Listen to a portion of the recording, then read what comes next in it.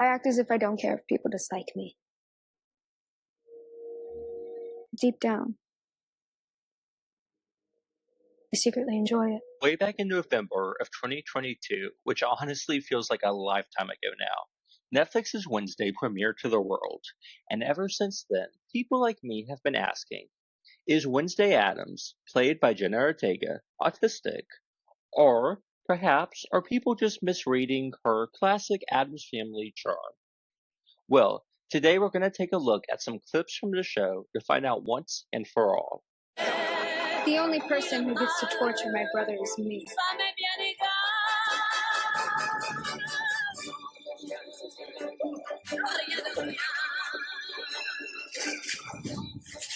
Now, at first, it might seem like an odd choice to include this scene, as it doesn't really appear to have anything to do with autism. But, if you zoom out, this scene is actually very telling. Autistic people like me have an extremely high sense of justice when we see or experience something we consider to be a major wrong.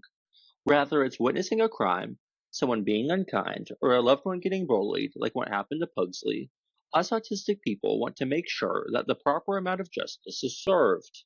Now, don't get me wrong. I don't think any autistic people in real life would resort to potential murder as payback, like Wednesday did with the Piranhas, but the point still stands. Also, it's important to note that she didn't just do this because she wanted to harm people. She did it because she genuinely loves Pugsley and wants to protect him, even if it's in her own special Wednesday kind of way. So, that means so far, we have 1 point in the Wednesday having autism category. Welcome to Ophelia Hall. Not a hugger. Got it. When Wednesday first meets her roommate Enid, played by Emma Myers, Enid tries to hug her, something Wednesday immediately rejects.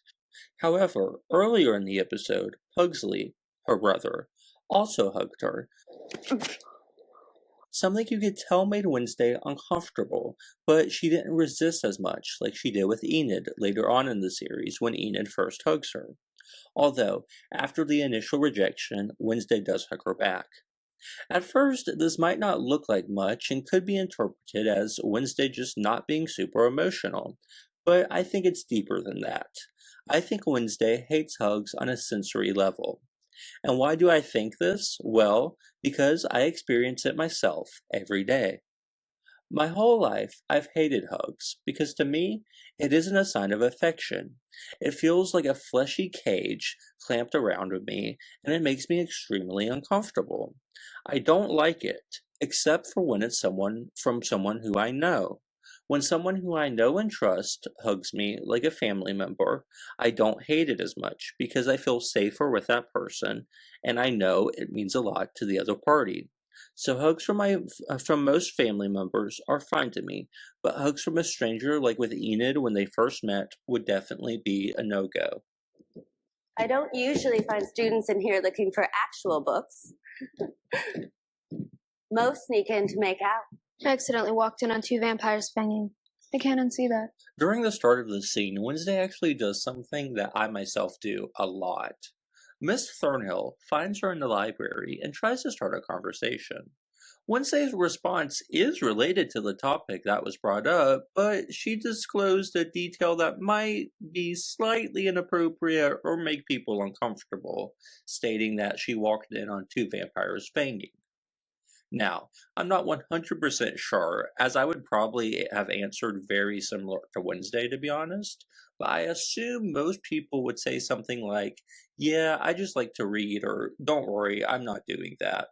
But Wednesday just drops the pure factual information, which honestly, in my opinion, is a more real way of communicating. I think our society puts a lot of weird taboos on topics and people are just afraid to talk about it. But luckily, I do feel like autistic people are very good at breaking the ice for these important issues that need to be talked about. Not necessarily people making out, but other issues. If he breaks your heart, I'll nail it on his. I have a tight deadline. Emphasis on dead. But someone who crochets for a hobby isn't a worthy adversary. She's been smothering me with hospitality.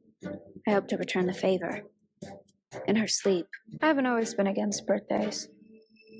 Each one reminds me I'm a year closer to death's cold embrace. So notice how, not just here, but whenever Wednesday is talking, it's very monotone. It almost comes across like she isn't feeling any emotion at all, which might be true, but I think Wednesday actually does feel emotions very deeply.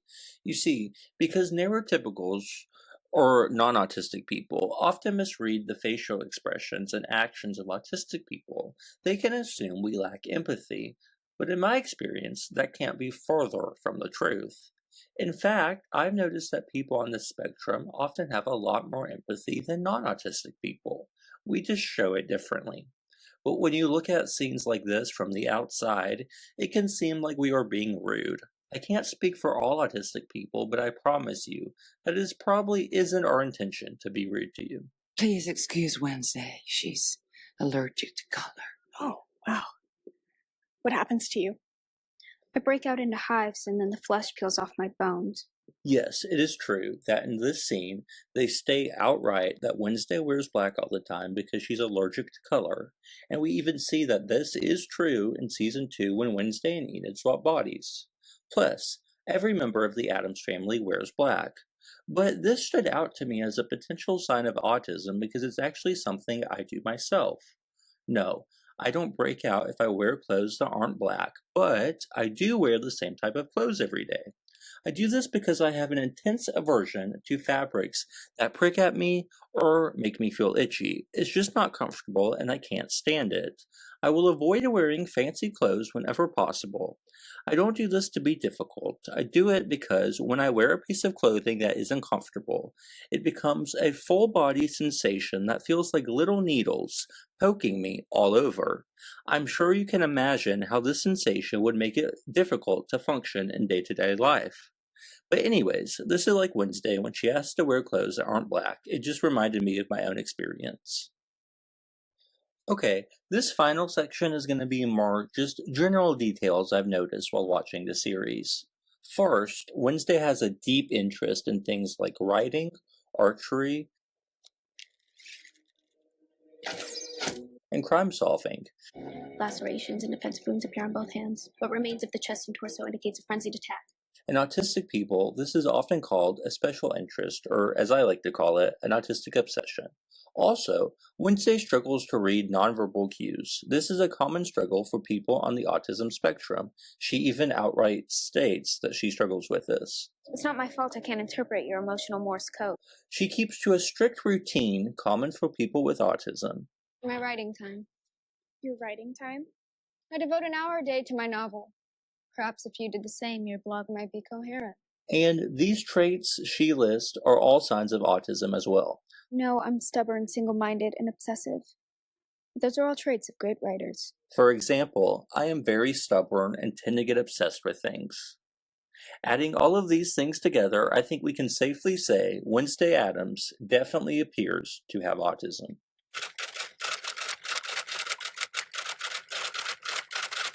Alright, that's all everyone. I hope you enjoyed the video. If you like what you saw, please feel free to like, comment something nice, and subscribe, along with subscribing to my Patreon, as it really does help to support me on making these videos.